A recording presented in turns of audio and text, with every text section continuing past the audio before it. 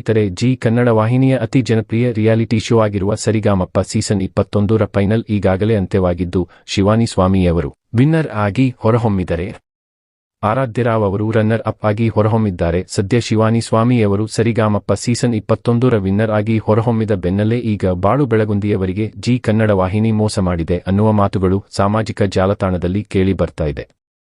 ಸಾಮಾಜಿಕ ಜಾಲತಾಣದಲ್ಲಿ ಜಿ ಕನ್ನಡ ವಾಹಿನಿ ಬಾಳು ಬೆಳಗುಂದಿಯವರಿಗೆ ಮೋಸ ಮಾಡಿದೆ ಅನ್ನುವ ಮಾತುಗಳು ಕೇಳಿ ಬಂದ ಬೆನ್ನಲ್ಲೇ ಈಗ ಲೈವ್ ಬಂದಿರುವ ಬಾಳು ಬೆಳಗುಂದಿಯವರು ಎಲ್ಲಾ ಪ್ರಶ್ನೆಗೆ ಉತ್ತರವನ್ನ ನೀಡಿದ್ದಾರೆ ಅಂತ ಮಾಧ್ಯಮ ಮೂಲಗಳಿಂದ ತಿಳಿದು ಬಂದಿದೆ.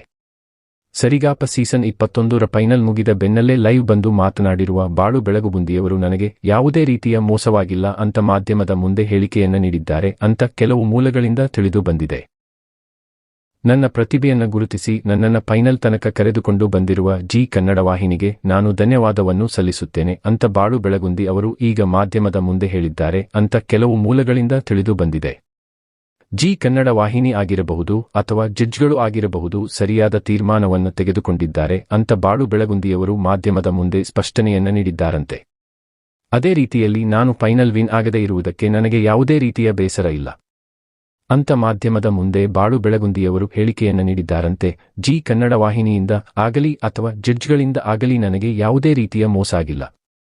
ಅವರು ತೆಗೆದುಕೊಂಡ ತೀರ್ಮಾನ ಸರಿ ಇದೆ ಅಂತ ಈಗ ಬಾಳು ಬೆಳಗುಂದಿಯವರು ಮಾಧ್ಯಮದ ಮುಂದೆ ಎಲ್ಲಾ ಪ್ರಶ್ನೆಗಳಿಗೆ ಉತ್ತರವನ್ನ ನೀಡಿದ್ದಾರಂತೆ. ಸ್ನೇಹಿತರೆ, ನಿಮ್ಮ ಪ್ರಕಾರ ಜಿ ಕನ್ನಡ ವಾಹಿನಿಯ ಜನಪ್ರಿಯ ರಿಯಾಲಿಟಿ ಶೋ ಆಗಿರುವ ಸರಿಗಮಪ ಸೀಸನ್ 21ರ ನಿಜವಾದ ವಿನ್ನರ್ ಯಾರಾಗಬೇಕಿತ್ತು ಅನ್ನೋದರ ಬಗ್ಗೆ ನಿಮ್ಮ ಅನಿಸಿಕೆ ಅಭಿಪ್ರಾಯವನ್ನು ನಮಗೆ ಕಮೆಂಟ್ ಬಾಕ್ಸ್ನಲ್ಲಿ ತಿಳಿಸಿ. ಧನ್ಯವಾದಗಳು.